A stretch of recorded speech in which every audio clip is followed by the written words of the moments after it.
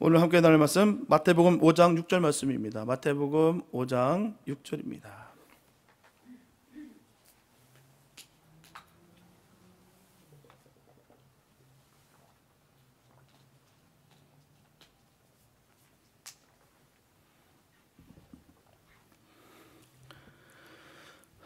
마태복음 5장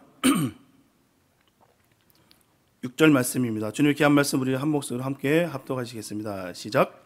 의에 줄이고 목마른 자는 복이 있나니 저희가 배부를 것이며. 아멘.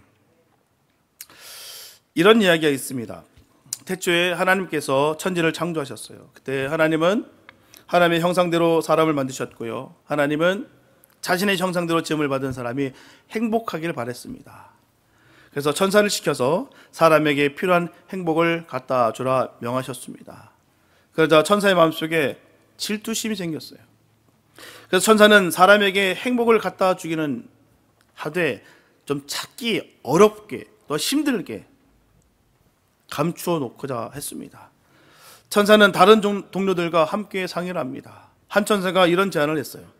사람의 손이 쉽게 비치지 않는 저 깊은 바다 속에 행복을 감추어 놓으면 어떨까라는 것입니다. 그러자 다른 천사가 고개를 흔들면서 이렇게 말합니다. 아니야, 사람은 재주가 많아서 그 정도로는 쉽게 찾아내고 말 거야. 또 한 천사가 이런 제안을 했어요. 그러면 저 높은 산 꼭대기에 올라 사람이 원하는 행복을 숨겨놓자. 그 의견에 대해서도 반대가 있었습니다. 그것도 좋지 않아. 사람은 모험심이 많아서 오히려 쉽게 찾아낼 것이에요. 천사들은 이궁리 저궁리 하던 그때 드디어 결론을 내렸습니다. 사람은 그저 자기의 머리와 재주만 믿고 설치기 좋아한다. 그러니 그에게서 가장 가까운 자신의 마음속에 행복을 묻어두자. 그러면 오히려 쉽게 찾아내지 못할 것이세. 그래서 천사는 행복을 사람의 마음속에 묻어두었다는 거예요. 성경을 보면 성경 말씀은 아니겠지만 참 일리가 있는 말씀이라는 것이죠. 사람들은 대개가 주변의 여건에 따라서 행복이 좌우된다라고 그렇게 생각합니다. 그래서 환경을 더 낫게 개선하기 위해서 발버둥 치고 있습니다. 그래서 사실은 그렇지가 않아요. 행복은 전적으로 마음가짐의 문제라는 것입니다. 행복은 우리 밖에 있는 것이 아니라 바로 우리 안에 있게 마련인 거예요. 환경이 아무리 개선되고 바뀌어도요, 늘 그날이 그날입니다. 바뀌는 게 없어요. 우리가 육신적으로는 너무너무 힘들고 고통스러운 삶을 살아간다 할지라도 우리의 마음이 기쁘고 즐거우면 우리는 언제나 행복한 삶을 살 수가 있습니다. 행복은 전적으로 마음가짐의 문제예요. 일반적으로 배가 고픈 자들에게는 어떻습니까? 음식에 대한 생각으로 가득합니다. 배가 고프니까요, 먹고 싶은 생각. 그리고 목이 마른 사람들에게는 물에 대한 갈망이 생기기 마련입니다. 갈증이 나니까요. 우리는 원하고 얻고자 하는 것에 초점을 맞추고 되면 다른 것은 보이지 않고 오직 목표로 생각하는 것만 보이게 마련인 것이죠. 분명 사람은 누구나 만족한 삶을 살아가기 원합니다. 누구나 갖는 생각이에요. 예수님께서는 인간의 참 만족을 배부름으로 말씀하셨습니다. 만족한 삶이라는 것은 곧 행복한 삶을 뜻하기도 해요. 인간의 만족은 특별해요. 인간은 영적 존재이기 때문에 인간이 만족하기 위해서는 영적 욕구가 채워져야 된다는 것입니다. 영은 인간의 가장 깊은 내면으로 하나님을 깨닫고 인식하며 하나님과 교통합니다. 인간은 영에 만족해서 행복할 수가 있는 거예요. 하지만 동물에게는 영이 없습니다. 본능이 충족되면 행복해야 되는 거예요. 먹을 것에 또한 그 지내는 그 환경이 만족하면 그 만족함을 느낄 수 있는 것이 동물입니다. 인간은 달라요. 영을 가진 존재이기 때문에 다르다는 것입니다. 그렇기 때문에 인간은 하나님과의 관계 안에서 만족할 수 있어야 되는 거예요. 하나님과의 관계가 만족하면 기쁘고 행복합니다. 그러나 하나님과의 관계가 무너지면 슬프고 고통스럽다는 거예요. 구약 성서의 전도서 기자는 많은 것을 가지고 누림으로 만족한 삶을 얻고자 열심히 물질을 쌓았습니다. 그러나 그는 전도서 2장 11절에서 이렇게 말하고 있어요. 그 후에 본즉 내 손으로 한 모든 일과 수고한 모든 수고가 다 헛되어 바람을 잡으려는 것이며 해 아래서 무익한 것이로다. 이렇게 재물이라는 것은 그에게 허무한 것일 뿐 참된 만족함이 되지 못했다는 거예요. 그러므로 지식을 추구해 봤습니다. 그러나 그는 전도서 1장 18절에서 전합니다. 지혜가 많으면 번뇌가 많으니 지식을 더하는 자는 근심을 더하느니라. 많이 안다는 것은 번뇌와 근심을 만들 뿐 참 만족을 주지 못함을 깨달은 거예요. 그리고 그는 권력을 추구해 봤어요. 왕이 됐습니다. 권력을 누려봤어요. 그러나 전도서 4장 16절에 보게 되면 이것도 헛되어 바람을 잡으라는 것이로다 라고 했습니다. 이처럼 권력도 허무한 것뿐이라는 거예요. 전도서 기자는 인간이 할 수 있는 모든 것을 다 해봤지만 결국 헛되도다 모든 것이 헛되도다 하면서 일의 결국을 다 들었으니 하나님을 경외하고 그의 명령을 지킬지어다 이것이 사람의 본분이라 라고 고백할 수밖에 없었다는 거예요. 이처럼 인간은 영적 존재로 그의 영의 만족을 누리기까지는 결코 만족할 수 없음을 보여주는 것입니다. 다 누려봤고 내가 다 가져봤으나 결코 거기에 만족감을 누리지 못했다는 거예요. 그래서 사람이 만족함 자체를 추구할 때는 그곳에 만족함이 없습니다. 곧 행복함 자체를 추구하는 그곳에는 행복이 있을 수 없다는 거예요. 예수님께서는 만족함, 곧 행복함을 만들어내는 요인을 추구하는 데서 만족하고 행복할 수 있음을 말씀하셨습니다. 예수님은 만족함과 행복함의 요인과 근거를 바로 의에 주려고 목마른 자가 되어야 된다고 말씀하고 있어요. 본문에 나오는 의는 헬라 원어로 디카이오시네라고 하는데요, 신약 성경에서 85번 이상이나 사용됩니다. 의는 뜻이 바로 정의, 공정, 올바른 것, 의롭다의 뜻을 가지고 있어요. 성경의 중심 사상입니다. 그리고 하나님의 본성이에요. 그래서 하나님은 의로우신 분이십니다. 예전에 제가 학교 다닐 때 소풍 가는 날이라든지 아니면 운동의 날이면 꼭 비가 왔어요. 다른 날은 모르는데 꼭 그날만 비가 와요. 김밥이 뭐고 다 쌌는데 비가 오는 거 그러면 정말 학교 가기가 더 싫어요. 오늘 노는 날인데, 소풍 가는 날인데, 운동의 날인데 다 준비. 그래서 기도합니다. 간절히 하나님 내일만큼은 비가 오지 않게 해달라고 간절히 기도합니다. 제발 내일만큼은 제발 좀 비가 내리지 않게 해달라고 말이에요. 이와 달리 내일은 반드시 비가 필요하신 분들이 있어요. 농사 짓는 분들은 내일 꼭 비가 와야 될 텐데 지금 바닥이 쩍쩍 갈라져서 지금 비가 안 내리면 저 모든 벼가 다 말라 죽을 텐데 발을 동동 구르면서 하나님 내일 반드시 비가 내려야 됩니다라고 그렇게 간절히 기도하는 농부의 기도도 있을 수 있다는 것입니다. 하나님은 어느 쪽에 기도를 응답하실까 아마 고민하셨을 거예요. 그 어린아이들의 그 마음에 상처를 줄까? 그러면 안 되는데, 아니면 지금 농사 짓는 이 사람들을 내일 당장 지금 비가 쏟아져 부어야 되는데 어떻게 하지? 분명 고심하셨을 거라 생각합니다. 하지만 여기서 우리가 기억해야 될 것은 나의 기도가 기각되는 것이 주님의 은총으로 받아들이게 된다면 그럼 성숙한 성도라는 거예요. 분명히 내일 비가 오지 않아야 되는데 그럼 내가 누릴 수 있는 거 있는데 과감하게 비가 올지라도 나는 괜찮습니다. 하나님께서 뜻이 그렇다면 저는 따라가겠습니다. 이게 바로 성숙한 기도가 된다는 것이죠. 나이와 상관없이 말이에요. 직분과 상관없이 말입니다. 영적인 경험이 있고 없고 차이가 아니라 정말 주님의 뜻이 이루어지기를 간절히 소망합니다 라고 여기는 것이 바로 성숙한 성도의 모습인 줄 믿습니다. 그게 옳은 것이에요. 주님의 뜻이 이루어지긴, 주님이 의로우시니까 주님의 의로움이 이루어지기를 간절히 원합니다. 이게 바로 옳은 기도입니다. 그러므로 이 의라는 것은요, 도덕적인 의라든지 정치적인 의나 사회적인 의를 말하는 것이 결코 아닙니다. 많은 사람들이 성경에서 말씀하신 의에 대해서 잘못된 이해를 가지고 있어요. 그것은 의의 기준을 자기 자신에 두고 있다는 것입니다. 자기 자신의 기준과 판단에서 다른 사람들을 평가하고 판단한다는 거예요. 이것은 자기 자신이 만든 의일 뿐입니다. 어떤 사람은 어떤 관심이나 의식과 전통을 가지고 평가하고 판단하며 의를 말하고 있어요. 바로 이런 것들은 예수님 당시 바리새인과 서기관들과 같이 고집과 편집과 아집의 의일 뿐이라는 거예요. 하지만 예수님께서 말씀하신 의는 하나님의 의를 말하는 것입니다. 하나님과 사람과의 바른 관계를 의미하는 그 의라는 거예요.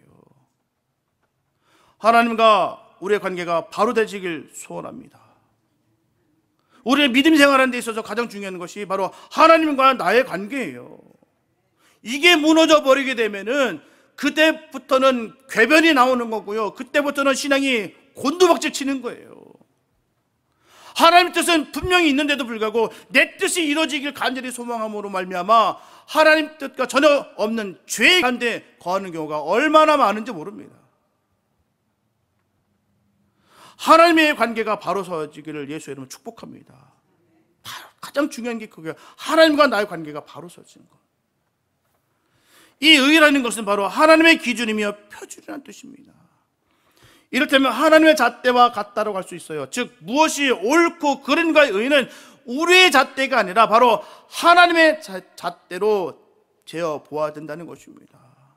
하나님의 잣대로 재어 봐야 돼요. 하나님께서 죄라고 하시는 것은 죄입니다. 틀림없는 사실이에요. 인간이 아무리 주장해도요, 죄는 죄일 뿐이에요. 세상 사람들이 이제는 즐겁답니다. 이제는 즐기기 위해서, 쾌락을 이제는 하기 위해서는 이게 예전은 죄가 됐으나 지금은 죄가 아닙니다. 마음대로 하세요. 지금 불법이 아니라 이거는 이젠 합법이 됐습니다 라고 할지라도 우리는 죄가 죄로 여겨서 하지 말아야 되는 거예요. 모든 기준은 하나님 잣대에 있는 거예요. 하나님 잣대.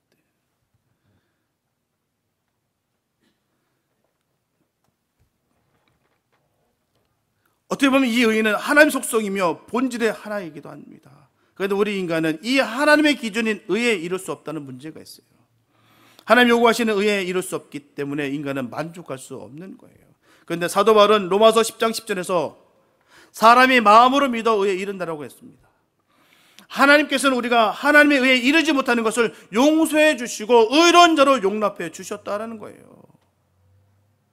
그 모든 것을 충족했기 때문에 네가 의롭다라 여겨주셨던 것이 아니라 비록 부족하나 그 애쓰고 힘쓰는 그 모습을 통해서 내가 너를 의롭다 여겨준다라는 것이죠.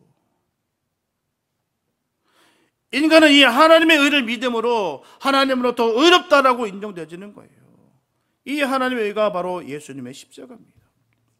그러므로 하나님께서 우리에게 주시는 의는 은혜의 의이고요, 용서의 의가 되며 사랑과 자비의 의가 됩니다. 이것은 우리 안에 있는 죄를 깨닫고 예수 그리스도 안에서 그 죄를 속죄해 주시는 하나님의 은혜를 믿음으로 받는 의라는 거예요. 그런데 예수님은 의에 주르고 목마른 자는 복이 있나니 배부를 것이다 라고 말씀하셨습니다. 주리고 목마를 때 배부르고 행복하다고 하시는 거예요. 주리고 목마를 때. 그리고 의에 주리고 목마를 하는 것은 뭘까요? 첫째, 하나님께서 우리에게 주시는 의를 사모하고 갈망하는 것을 말하는 거예요. 하나님의 척도에 이르지 못하는 자신을 안타까워하는 것이죠.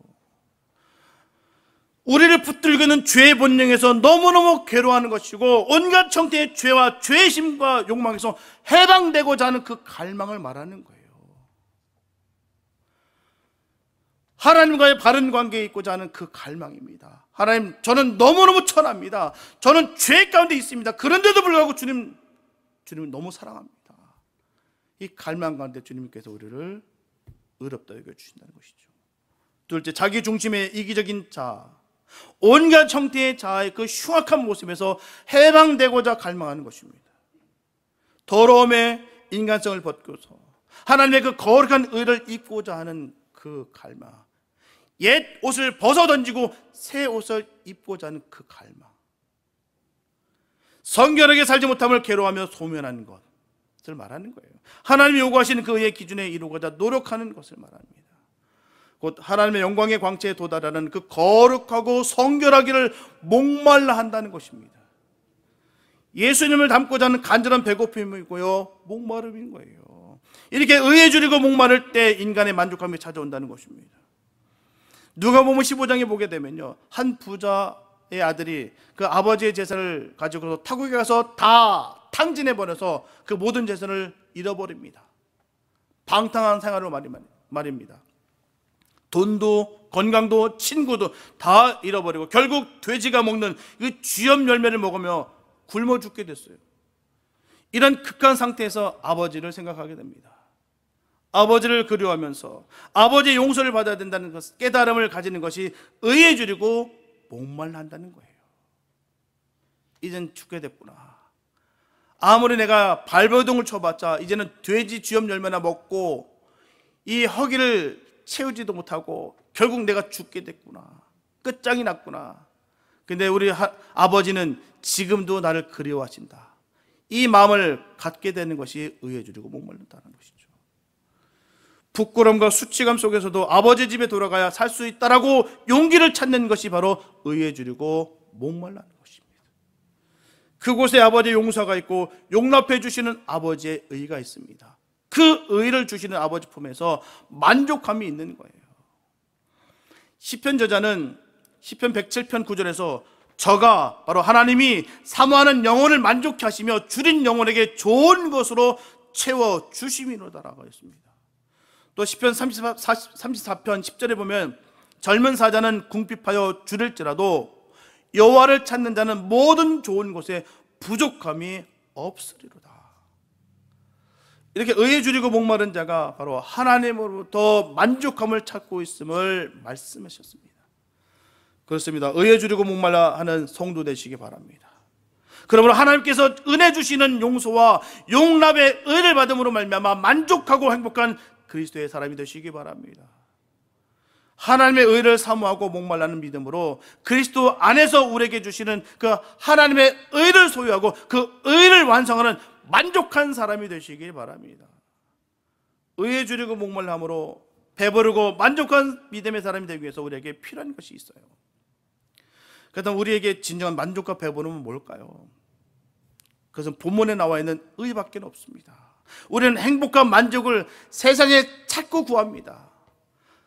그런데 하나님은 우리의 행복과 만족은 의에 있다라고 분명히 말씀하고 계시는 거예요. 세상의 것을 아무리 먹고 아무리 마신다 할지라도 절대로 배부르지 않으며 또한 그 갈증이 해소가 되지 않는다라고 분명히 말씀하고 계시는 거예요.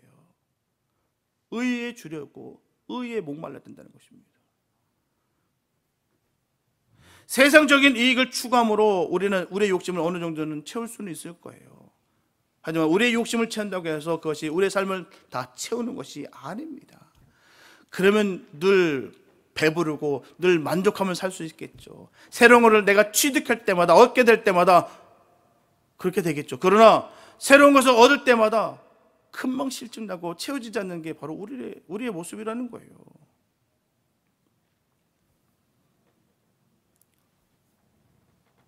하나님의 말씀대로 의를 추구하는 삶을 산다면 우리는 틀림없이 배부름을 얻게 될 줄로 믿습니다. 만족을 얻게 될 것이에요. 다윗의 고백처럼 나의 잔이 넘치네다라는 고백을 할 수가 있을 것입니다. 많은 사람들이 자신의 이익을 위해서 의를 버리는 세상 속에서 살아가고 있어요. 죄에 뿌린 욕심을 원죄로 가지고 태어나서 본능적으로 의보다는 이익을 추구하는 우리들이 이익을 버리고서 의를 추구하는 삶을 산다는 것은 절대로 쉬운 일이 아닙니다. 이기적인 우리로서는 그렇게 쉬운 일이 아니에요. 먼저 그의 나라와 의를 구하는 사람이 되면 자신의 이익을 욕심을 부리고 살아가는 삶을 다 버리고 의에 줄이고 목마른 심정으로 살아가는 사람으로 바뀌게 된다는 거예요. 순서가 명확해야 되는 것입니다. 먼저 그의 나라와 의를 구하는 자들에게 더하게 주신다는 그 약속이 우리 주님께서 하신 말씀입니다. 그대로 될 줄로 믿습니다. 순서가 명확하게 되는 거예요. 먼저 그의 나라 의를 구하는 자들에게 하나님께서 더한 것을 주실 줄로 믿습니다. 우리가 그것을 위해서 기도하고 노력한다면 하나님께서 반드시 우리들에게 그와 같은 삶을 살 수 있는 능력을 주실 것으로 믿어 의심치 않습니다. 문제는요, 능력 주시지 않으면 못해요. 우리 스스로는 불가능합니다. 절대 불가능해요. 온 마음 다해 주 사랑하라 해서 온 마음 다해 돈, 명예, 욕심, 기타 등등을 사랑하라로 바뀌는 경우가 얼마나 많은지 몰라요. 온 마음 다해 주를 사랑해야 되는데 온 마음 다해서 세상 것을 사랑하는 경우가 너무나 많습니다. 주님께서 주신 능력, 성령 받지 못하면 되지가 않아요. 그래서 우리가 기도하고 우리가 그렇게 부르짖는 것을, 성령을 간구하는 이유는 내가 주님 뜻대로 의에 줄이고 목마르기 원합니다를 얻기 위해서 우리가 성령 받아야 되는 거예요. 로이드 존스 목사님은 의에 줄이고 목마르는 행위는 궁극적으로 온갖 형태의 죄에서 해방되고자 하는 욕구를 의미하는 것이다라고 말했습니다. 이 세상의 불법적인 현상에 대해서 깊이 가슴 아파할 뿐만 아니라 하나님의 뜻에 따라 이 세상을 정의롭게 만들기 위해서 노력해야 된다는 것입니다. 그리고 자신의 마음 가운데 깊이 내재한 이 죄성에 대해서도 깊이 회개하며 오직 하나님의 의만을 사모함으로 나의 구원을 바라는 자가 바로 의에 줄이고 목마른 사람이라는 거예요. 오늘 우리가 살아가는 사회에 왜 의에 줄이고 목말라는 사람들이 귀할까요? 그럼 우리는 의에 대한 갈증과 의로운 삶에 대한 간절한 갈망하는 그 마음이 있으신가요? 혹시 우리가 영적으로 병들어 있기 때문인 것은 아닐까요? 오늘 우리가 의에 대해서 우리의 삶에 별로 중요성을 갖고 있지 않는다면 그것은 우리가 영적으로 병들었기 때문이 아닌가 하는 질문을 던져봅니다. 간디가 말하길요, 성도가 성도다우면 세상은 변질되지 않는다라고 했어요. 참 중요한 말입니다. 성도가 성도다우면 세상은 변질되지 않는다. 그도요, 영국에서 유학 생활했을 때는 크리스찬이었습니다. 힌두이즘을 버리고 예수를 선택했어요. 예수 믿던 사람이었습니다. 하지만 인도의 위선적인 그 크리스찬, 그 영국인들로 인해서 상처를 받아 예수님을 버렸어요. 가장 슬프고 아픈 이야기 아니겠습니까? 예수님이 문제가 아니에요. 예수 믿는 사람들 때문에 그랬다는 거예요. 잘못된 크리스찬들 때문에 예수를 버리겠다는 거죠. 주님이 잘못된 거 아니에요. 주님이 또 그렇게 말씀하신 적도 없고요. 남을 핍박하면서 공격해서 얻어내라, 짓밟으면서도 고지런적으로 성공해라, 그런 말 하신 적 없습니다. 마태복음 5장 20절에 보게 되면요, 예수님 말씀하십니다. 내가 너에게 이르노니 너희 의가 서기관과 바리새인보다 더 낫지 못하면 결단코 천국에 들어가지 못하리라. 무시무시한 말씀이에요. 내가 너에게 이르노니 너희 의가 서기관과 바리새인보다 더 낫지 못하면 결단코 천국에 들어가지 못하는 거예요. 책망 정도가 아닙니다. 천국에 들어가지 못하리라고 하셨어요. 예수님께서 서기관과 바리새인들을 어떻게 취급하시는지는 우리는 뻔히 압니다. 독사의 자식들, 이거 쌍욕이거든요. 우리가 고상하게, 예수님께서 말씀하셨기 때문에 그냥 고상하게 들리는데, 이 독사의 자식들 아닙니다. 쌍욕을 한 거예요. 아주 이 회칠한 무덤아, 얼마나 무서운 말씀인지 몰라요. 그런 그들보다도 낫지 못하면 천국에 못 들어가. 아무리 이 세상에서 하나님의 법이 땅에 떨어지고 불법과 불의가 득세하더라도 성도 스스로 깊은 회의를 느끼며 세상의 어떤 사람들보다 그 의를 갈망해야 된다는 거예요. 여기서 의는 하나님이 원하시는 바른 생활이나 삶의 태도를 의미하는 것입니다. 하나님의 기쁨이 되는 삶을 살라는 거예요. 세상적인 도덕과 윤리를 말하는 것이 아니라 하나님 보시기에 기쁨이 되는 삶을 말하는 것입니다. 곧 너의 삶이 바리새인보다 낫지 못하면 결단코 천국에 들어가지 못한다. 바리새인들은요, 그 당시 때 엘리트 집단입니다. 그 사람들 뭐가 잘못했어요?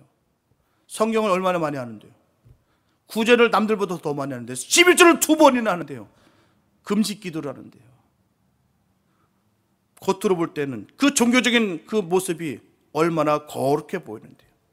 근데 주님께서는 그들을 늘 책망하셨어요. 외식하는 자들이라고 하시면서. 근데 그보다도 못한 의를 보인다면 결단코 천국에 들어가지 못한다고 했어요. 무서운 말이에요. 우리 이런 말들을 너무 쉽게 여길 때가 많습니다. 이런 말은 쏙 빼고 듣기 좋은 말들 저도 할 수 있어요. 저도 다 뽑아낼 수 있습니다. 그런데 진리를 우리가 바로 알아야 되죠. 주님이 무슨 말을 하셨으며 주님이 우리에게 요구하시는 것이 무엇인지. 이제 내가 구원받았으니까 합법적으로 마음 놓고 내가 죄를 짓고 돌아다녀도 된다, 아닙니다. 하나님의 의의 기준이 명확하게 된다는 거예요. 사람이 얼마나 간사하고 얼마나 말이 빠른지 모르겠어요. 어떤 신학교에서 그랬대요. 신학생들이 자꾸 담배를 피니까 신학 교수가 걸어다니는 성전이 입에 자꾸 연기를 뿜어내면 되겠느냐고 했더니 그 신학생들이 뭐라고 하신지 아십니까? 하나님은 그 늘 성전 앞에서 번제단에서 연기를 올려주셨는데 이런 말을 이렇게 핑계를 대고 이렇게 자기 자신을 변호합니다.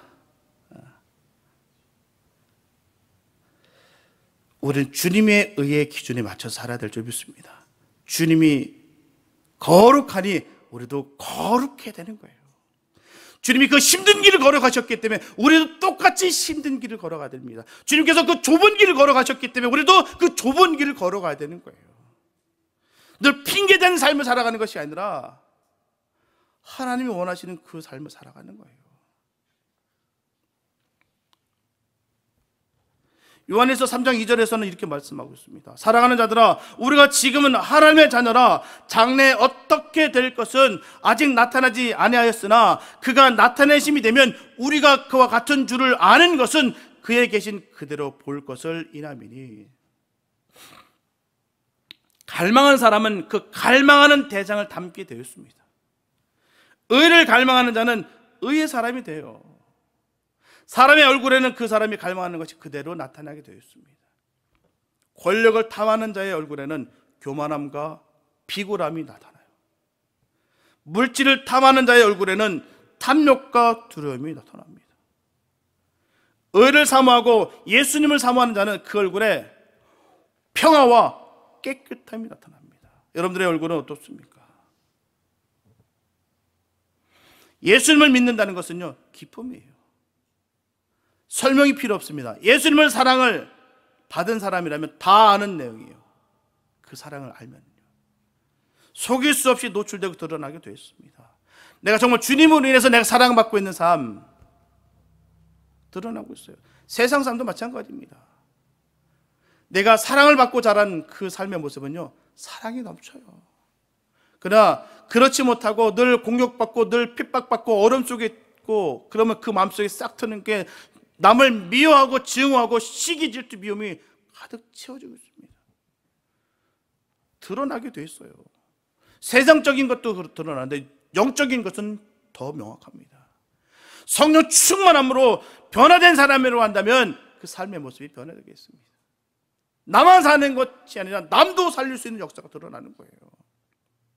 서로의 영적인 아름다운 교류가 흘러넘치게 되어 있다는 것이죠. 그냥 얼굴빛에서 드러나게 돼서 정말 은혜 받고 하나님 사랑 충만히 받는 사람들은 얼굴이 환해요. 반면에 그 사랑이 없고 내 안에 있는 그 어두운 것이 가득 차면 얼굴빛에서부터 드러납니다. 그냥 얼굴빛이 시퍼렇동동해요. 보는 것 자체가 힘들어요. 아니면 살기가 돋아있던지요, 드러나는 것입니다. 그래서 성도는 거짓된 의를 꿰뚫어 보는 그 깨달음을 가져야 되는 것입니다. 분명 의에 줄이고 목말라는 사람은 자기의 거짓된 의를 꿰뚫어 보는 사람이에요. 나의 죄를 그대로 볼 수 있는 사람이라는 것입니다. 예수님이 계셨던 당시 죄인들이었던 이 세리와 창기들은 자기의 부끄러움을 깨달음으로 하나님의 그 용서의 의를 사모하고 갈망하는 줄이고 목마른 자들이었다는 거예요. 그들은 예수님이 선포하시는 하나님의 용서의 의를 받고 믿었습니다. 그러나 바리새인과 사두개인과 종교 지도자들은 자신들의 거짓된 의에 사로잡혀서 오히려 예수님을 평가하고 판단하며 정죄했어요. 오늘도 마찬가지입니다. 이단에 빠진 사람이 이단의 정체가 온 세상에 다 드러났는데도 불구하고 나오지 못한 그 이유가 있습니다. 그 괴리감이 깊어서기 때문이에요. 나는 틀리지 않았어. 당신들이 틀렸어. 더 깊이 들어가는 거예요. 만천에 다 드러났는데 교회를 허물어뜨리고 교회에 어려움을 주고 그런 이단이 있는데, 이단성이 드러났는데도 불구하고 인정하지 않습니다. 더 깊이 들어. 우리는 더 영적이야. 더 많은 것을 해. 우리는 더 생명 바쳐서 하기 때문에 너희들과 나랑 비교할 수 없어. 스스로 자기 정신 승리하면서 영적 교만은 점점 깊어져서 주님과 전혀 상관없는 삶을 살아가는데도 불구하고 스스로는 의롭다 여기는 이 거짓된 의에 사로잡힌다는 거예요. 그걸 보면서 우리는 깨닫는 거예요. 이게 거룩한 성령이냐, 이게 악한 영이냐, 거기서 드러납니다. 이게 자신의 거짓된 의를 꿰뚫어 보지 못하는 사람이 되면 죄를 아무렇지도 않게 생각하고 거짓을 즐거워하는 사람이 되는 거예요. 나는 많은 일들을 했기 때문에 거짓말해도 괜찮아. 이 정도 선한 거짓말은 돼. 나는 특별하기 때문에 나 정도 되니까 구원받은 거야. 이게 거짓된 의에 사로잡힌 삶의 모습인 것이죠. 그렇습니다. 우리 모두는 내가 만든 나의 의를 하나님의 의에 비추어 그것이 거짓됨인 것을 깨닫는 그리스도 되시길 바랍니다. 그러면 나의 거짓된 의를 꿰뚫어 볼 줄 아는 사람이 되어야 될 줄 믿습니다. 그렇게 되어야만 죄를 미워하고 거짓을 아파하며 하나님의 의를 목말라는 사람이 되는 것이죠. 하나님으로도 배부르고 만족함을 얻게 되는 것입니다. 어떤 분이 길가에서 한 어린아이에게 전도를 했어요. 오늘 저녁 네가 교회에 나오면 천국에 갈 수 있는 길을 가르쳐 줄게. 그래서 소녀는 고개를 가로저으면서 말합니다. 조금 전에 횡단보도를 건너지 않고 급히 이 길을 건너오신 분이 아니십니까? 아저씨는 어떤 길로 가야 할지도 모르면서 저에게 천국 가는 길을 어떻게 가르쳐 주시겠다는 건지 모르겠습니다. 한마디로 말씀드리면 너나 잘하세요. 이거예요. 그렇게 불법을 하고 그래 죄를 지면서 무슨 천국을 소개시켜준다라고 얘기하는 거야. 무서운 말이 아닐 수 없습니다. 이 인류 후에 그 사람은 큰 충격을 받고 항상 자기 자신을 꿰뚫어보는 깨달음을 위해서 기도했다라고 합니다. 이 깨달음은 은혜죠. 깨닫지 못한 사람들 얼마나 모릅니다.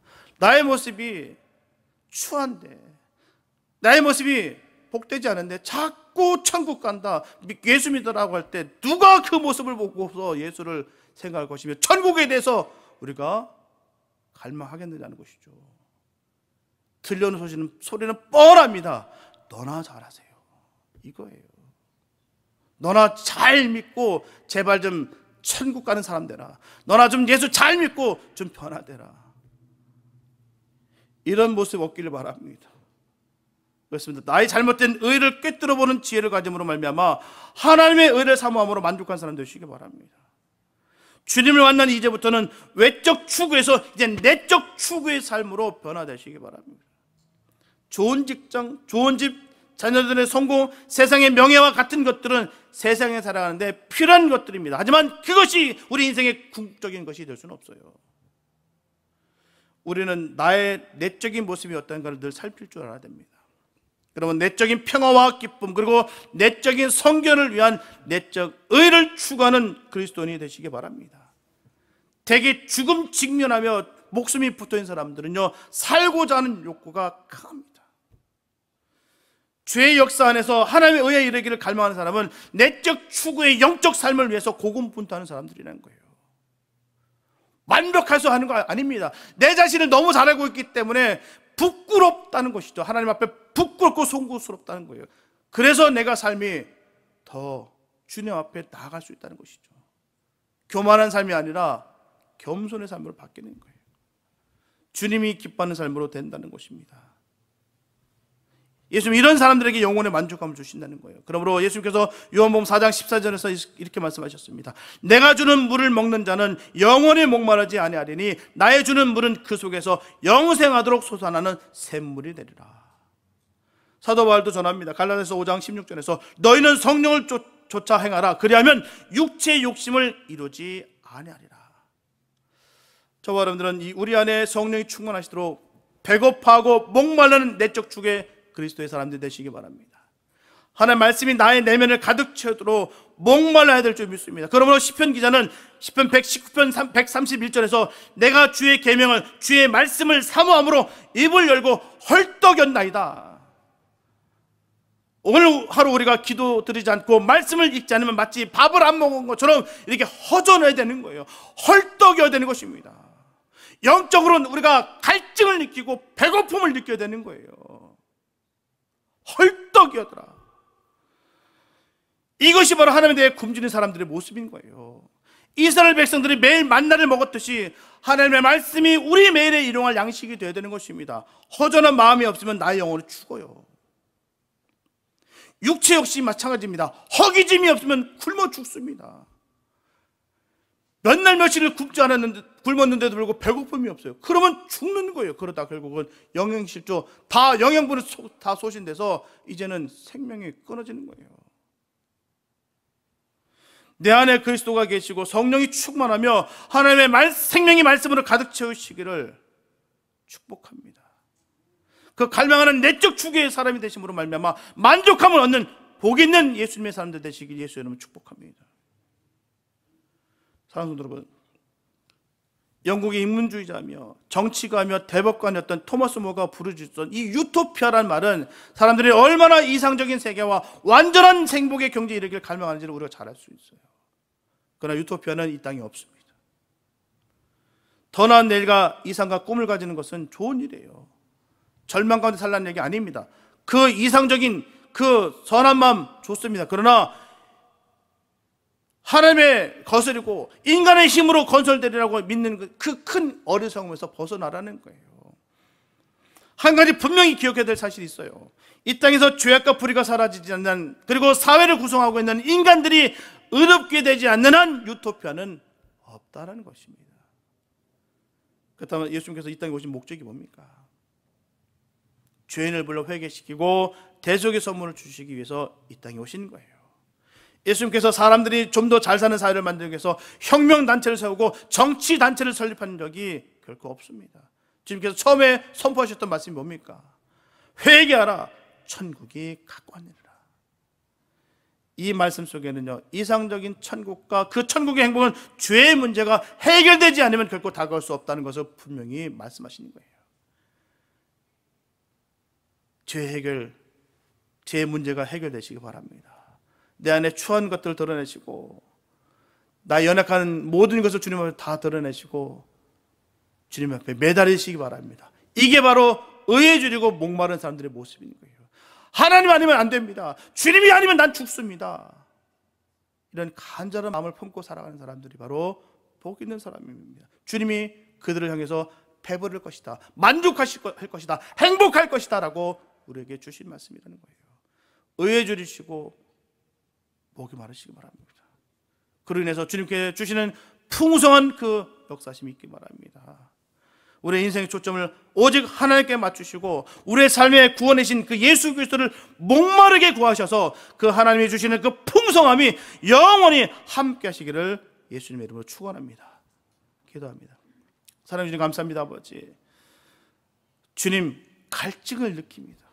배고픕니다. 하나님, 이 영적인 갈증과 이 배고픔을 느낌으로 말미암아 더욱더 주님을 따르는 복된 삶이 되게 하여 주시옵소서. 주님께서 배부르게 하여 주신다는 이 만족의 삶을 누릴 수 있는 복 있는 삶 되기 원합니다. 그 행복의 삶이 세상에 있는 그 조건이 아니라 주님께서 주신 그 은혜인 것을 우리가 깨닫습니다. 하나님, 주님이 우리와 함께 하신다면 우리는 늘 만족하고 기쁩니다. 내 마음이 기쁘지 않고 내 마음이 만족하지 않는다면 세상에 그 어떤 것이라도 채워지지 않는다는 이 사실을 꼭 기억하여서 주님께 늘 줄이고 목마른 자 되게 하여 주시옵소서. 그래서 주님께서 주시는 그 풍성한 그 은혜와 복을 마음껏 누려 먹고 사는 복 있는 주의 자녀들 되게 축복하여 주시옵소서. 주께서 인도하실 것을 간절히 믿사옵고 우리를 권하신 예수님의 이름으로 기도했습니다.